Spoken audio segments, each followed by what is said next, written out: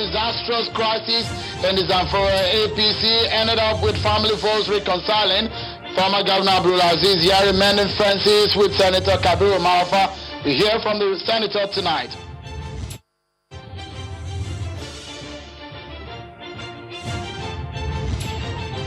And the lawyer who dragged the Inspector General of Police to court over President Buhari's extension of tenure speaks tonight to Channels Television on the case and the delay.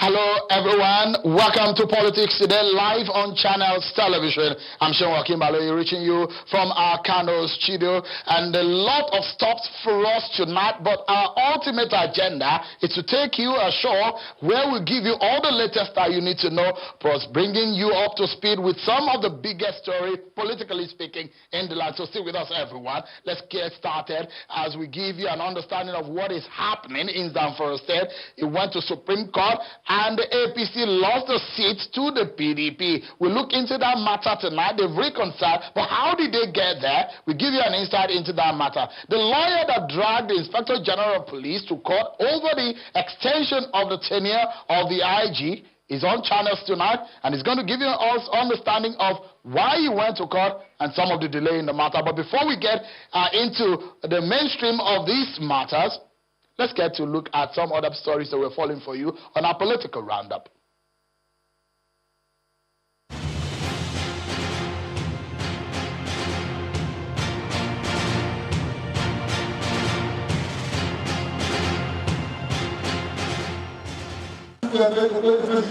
It's exactly 270 days to the Anambra governorship elections, and political parties are closing their ranks in the build-up to the party primaries. For the APC, the registration and revalidation program has kicked off as a committee headed by Bello Tukur commenced the exercise. The leader of the party in the state and Minister of Labour and Employment, Dr. Chris Ngige, states that this is an opportunity for the party to put up a fighting structure to take over the government seat of Anambra State. Meanwhile, River State Governor Nyesom Wike has called on the People's Democratic Party members to be united and pursue party interest ahead of the governorship election this November. Governor Wike was speaking during a brief stop at the PDP Southeast Zonal meeting in Enugu State. According to him, apart from working together, there is a need to be truthful and transparent if the party will win the people's vote in the upcoming elections. A federal high court in Abuja has ordered that the rearrangement of former Abia State Governor Senator Orji Kalu in an alleged 7.1 billion naira money laundering case be put on hold pending the resolution of the legality of the retrial charges which were brought against him by the EFCC. Justice Nyanga, in a ruling on an ex parte application, admitted that Senator Kalu, who is the Senate Chief Whip, had placed sufficient materials of value before the court. The court consequently fixed February the 23rd, 2021 for mention. And the Jigawa State Governor Badar Abubakar has said that there won't be any reprisal attacks on Igbos living in the northern part of the country. The governor said this when he hosted the Ebonyi State Governor David Umahi. Governor Umahi in turn said the Southeast governors are not in support of the proscribed indigenous people of Biafra group and are doing everything in their power to protect northerners.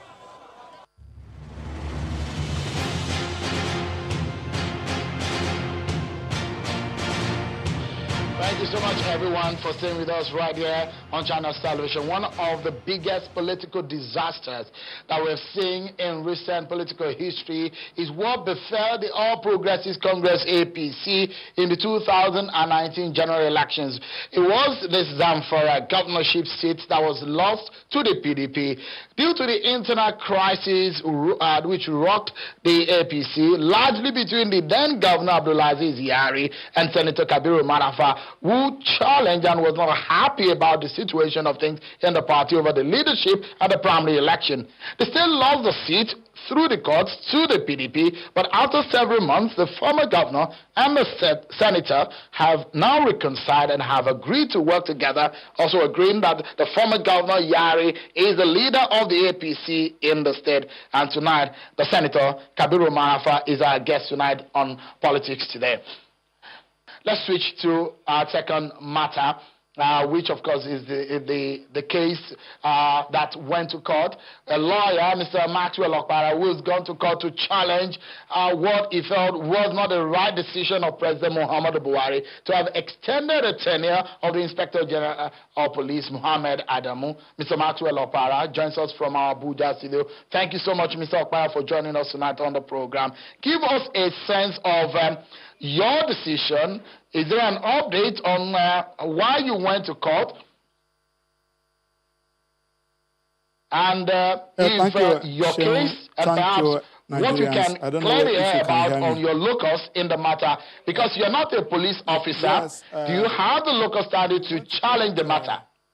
Based on infractions in our constitution, our president appointed a police retiree, a retired police officer, to be the Inspector General of Police against the Constitution. The Constitution under Section 215 said the president will appoint a serving police officer.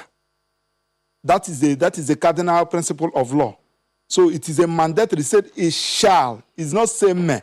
It is a mandatory provision of the law. So for the president to appoint, the person must be a serving police officer, not a retired police officer. That one is one. Then secondly, under Section 7 of the Police Act, which the president signed last year, it's not up to 1 year that he signed that Police Act. The Section 7, subsection 1 to 6, stated the criteria, the qualifications by which one can be a police Inspector General of Police. One, the person must have the capacity to hold that office for 4 years.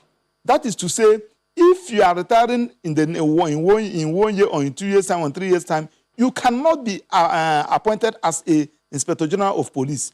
Two, you must be an Assistant Inspector General of Police and above the rank of Inspector, not below the rank of AIG. So these are the important conditions and the qualifications you must possess for you to be an Inspector General of Police. Now, our president did not only flouted the act, he also flouted the Constitution. And we said, no, we cannot keep quiet. This is our Constitution. This is our country. We need to get it right, because once we allow it to stand, the subsequent president, the subsequent leaders of this country will continue to flout our Constitution, which we made for ourselves. That is why we went to court, sir. Mr. Okpara, I was asking you two areas that are important in this matter. One of it is the fact that you've gone to court. I was asking because in law, you have to have locus to be able to drag a matter to court. Do you have the locus? Because you are not a police officer. Just like where you belong to an association and the president of that association flouted your constitution, and somebody said that you are not a member of the ESCO, you don't have a right to challenge or you are not a member of a particular committee, that you have no right to challenge the president. We said no. Just like in our association, it's very simple for those who are not lawyers. You belong to an association, and there was a committee, and the constitution of that association said for you to hold a committee, you must be a member of that association. And the president or the chairman of that association now went to go and appoint somebody who is not a member of that association. Then you have to challenge. That is it. Now, under the Constitution, if you watch the section 1, that subsection 1, it said this Constitution is for all Nigerians and have authority to all Nigerians. Not only that I'm a Nigerian, I'm also a lawyer. And you know that as a legal practitioner, under the law, I am one of the custodians of the law. And one of the duties as a legal practitioner is to ensure that the rule of law is being upheld. So not only that I'm a Nigerian, I'm also a lawyer. In fact, the Constitution, if you watch the plethora of cases, I can mention the cases, Ojukwu and the Federal Republic of Nigeria, AG Bendela and the AG Federation, a lot of them, Sambo and the Shea BP, where the Supreme Court, Court of Appeal, Superior Court of this land, they have said that once there is an infraction, in the constitution. Not only a citizen of Nigeria have the right to go and challenge it in court. Somebody who is not a Nigerian, resident in Nigeria, still have the right to challenge it in court. So I have the local standard, and I am sure that they cannot even raise it in court, except they don't have any defense, which I know that they don't have. Let's take that explanation about your local standard. But the other matter is that, from what I am hearing, I understand now that a judge has not been apportioned for that case. Why the delay? Well, I was in Federal High Court this morning, so I asked to go and confirm whether the matter has been assigned. So they said that the matter has not been assigned, and some media people confirmed that on that Thursday, on the 3rd of this month, when I filed that matter, some other matters that were filed that day has been assigned, and this particular one was not assigned. So I don't have any particular matter that was filed that day that has been assigned. But the media, the judicial reporters who are in the Federal High Court, they told me this. I said, okay, I confronted the DCR. I wrote a letter. I filed my affidavit of urgency. They promised me that the matter will be assigned definitely by tomorrow. Then if the matter is not signed by tomorrow, then I will also ask some questions. But as a matter of fact, just like permitting me to use this medium to let whoever that is in charge, this is not for Maxwell, it's not for anybody, it's not for against anybody. We are protecting our constitution. And our president will never be president forever. We are trying to correct something, because if we allow this to our constitution to be flouted, if we allow all this infrastructure of our constitution here and there, and everybody is keeping quiet, then it will not be good for our own democratic governance. That is why we are asking that. Mr. Okpara, just a quick one, because we are due for a break. Just a very quick one, and if you can help me in 30 seconds, if you can help me take on this question. Because the president extended the tenure for 3 months, and we know the judicial process, it can last for as long as years. What happens? What's the fate of your case should that happen and this case is delayed beyond the 3 months window? That is why we file our affidavit of urgency explaining to the CJ the reason why they should hear this matter before then. And of course, even if assuming without considering that this matter was not determined before the expiration of the 3 months, and one of our prayers is that whatever decision, whatever allowances, apart from his pension, pension money and allowances, whatever money given to him, whatever document he signed, shall be a nullity. That is one of our prayers. And we're even planning to join the Physical Allocation Commission so that they will stop giving allocation to the Inspector General of Police pending the determination of this. We are also trying to ask the court to stop Inspector General and the Police Service Commission from entertaining whatever a promotion or whatever thing that is going to send in that to them. Apologies, pending the determination of this particular. Apologies, Mr. Okpara, because we're due for a break. We'll go on a short break, and when we come back, don't forget, everyone, we still have Senator Kabiru Marafa, a chieftain of the APC, who is standing by to speak with us. We had some challenges, but we'll get to Senator Marafa in a moment. Stay with us, everyone, and we come back to some of these big issues, politically speaking, in the land tonight. Don't move anywhere. We'll be right back. Thank you so much, everyone, for staying with us. Don't forget that 2 matters for conversation tonight on the program. The matter involving the APC in Zamfara State, Senator Kabiru Marafa and the former governor Abdulaziz Yari have now reconciled. They've gotten to a point where they said they can work together. Also, the man who went to court dragging the Inspector General of Police over the tenure extension by President Buhari, Mr. Maxwell Okpara has been talking to us from our Abuja studio. But let's get back to Senator Marafa, whom we started the program with, but because of some technical issues that he could not hear us and we could not get the communication right. But Senator Marafa, thank you so much, and I guess so that you can hear me now. And so let me shoot the question that I was asking earlier. And the question is that you went to court, and your decision or the crisis in your party led to your party losing the governorship seat to the PDP. So I was asking, do you have any regrets for your actions? Not at all, Mr. Akingbalo. I have no regret whatsoever. Hello? Oh, You with interesting. me? Yeah, I can hear you now.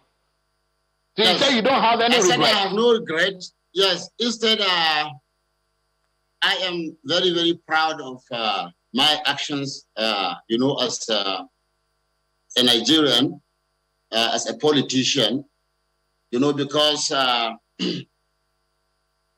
we have to rise up as a people to challenge injustices, anywhere we find ourselves. I believe I exercised my rights as at that time, and what I did was within the confines of the law, and I worked hard for it. I prayed hard for it, and God crowned all our efforts, with a resounding success. And I believe it will serve as a lesson to us in particular, which I'm sure, we have begun now to reap the fruits of that lesson.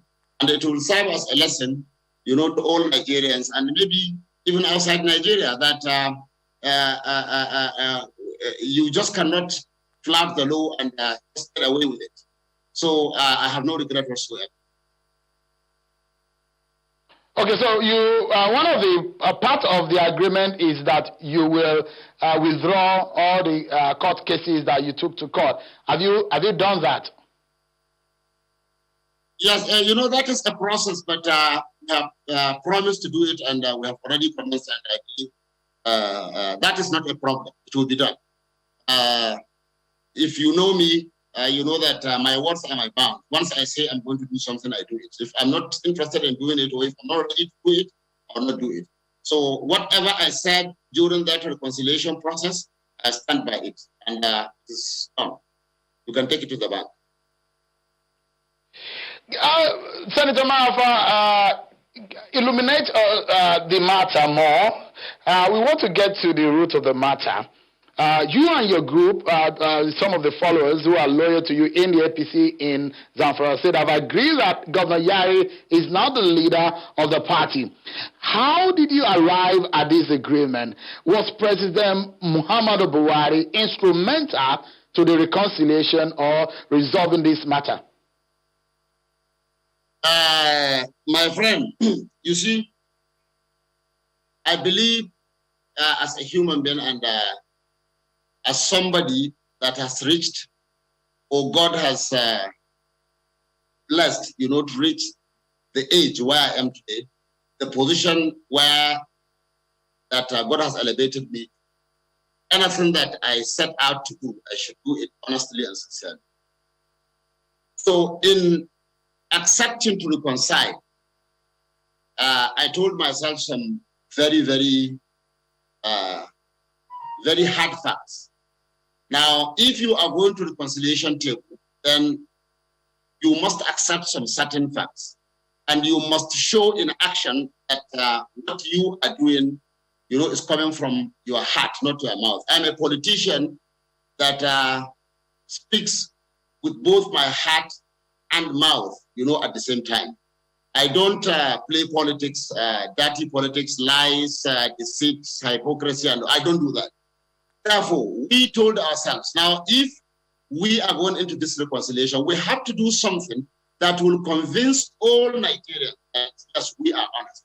So part of that, those things that we agreed to do, we said, now, there are two things. We put some people around the table to say that come up with some very, very tough decisions that if we take and we forward to the Yari faction and to Nigerians, everybody will know that, yes, these people are honest there and they are ready for this reconciliation.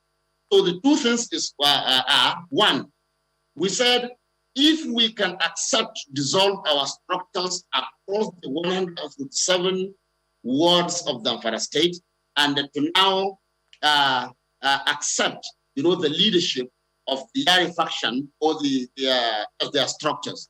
That is one big move that will tell them and tell the world that, yes, these people are honest in what they are saying. Because that was the genesis of the problem. Yari conducted congresses that we felt was not proper. It was not according to the laid down rules and procedures. And that was the beginning of the problem. So if we now say that, okay, with all this now, we now accept that. So that is a very, very big milestone that, yes, people are honest. Secondly, now, Senator, just a quick one. Apologies to cut in. Sorry, apologies. Let's get it because of our time, Senator. Let's get some clarity. I spoke with some members of your party in Zamfara State, some of whom said the motivating factor on one hand is the agenda of the APC in Zamfara State to recapture power from the PDP. It looks like a marriage of convenience, is it, Senator? And some of them in APC in Zamfara State have criticized you of anti-party activities, your relationship with Governor Matawale. How do you respond to them? And do you have, you also, do you still not the governorship ambition? Mr. Kimbole, that is just a cheap blackmail. Let us move from cheap blackmail to real issues. What is the business of political parties? What is the business of politics in fact? You are in politics to win elections. You are in politics to be in governance. So is it a crime to say that now maybe you come together to wrestle power from anybody? Why are we in politics in the first place? So that I think any normal human being should not even sit down and listen to that. That is number one. Number two, I have said it times without number. During the crisis, after the Supreme Court ruling, I visited Governor Matawale, who is my very good friend, in his office for the first time and the last time. And I have said it several times and everywhere. I said I didn't do, or we didn't do what we did, to bring Governor Matawale to office. The only difference is one. But we knew that our actions could bring Matawale to office. So we now have two problems. Now, that is one, allowing APC to be in office or somebody else coming to office. And we resolve, in favor that it is better for APC to lose and Matawale to come to office, because that will serve a very, very big lesson to anybody that would attempt or that would even contemplate, to do such things that happen in APC in the first state. There was no primaries. Unfortunately, Senator Kabir Marafa, we are out of time. But I must sincerely thank you for talking about this and the reconciliation in your party. We do hope that in a matter of time, this reconciliation will last. Thank you so much, Senator Kabir Marafa, for talking to us. Also, from our Abuja studios, being Mr. Maxwell Okpa, the man who dragged the IGP to court over the extension of tenure of the IGP. Thank you so much, Mr. Okpa, for your time tonight. And that's our show for tonight, everyone. Many thanks for watching. I'm Sean Wakimale from Channels Television Studio in Kano. It's bye-bye for all of us here.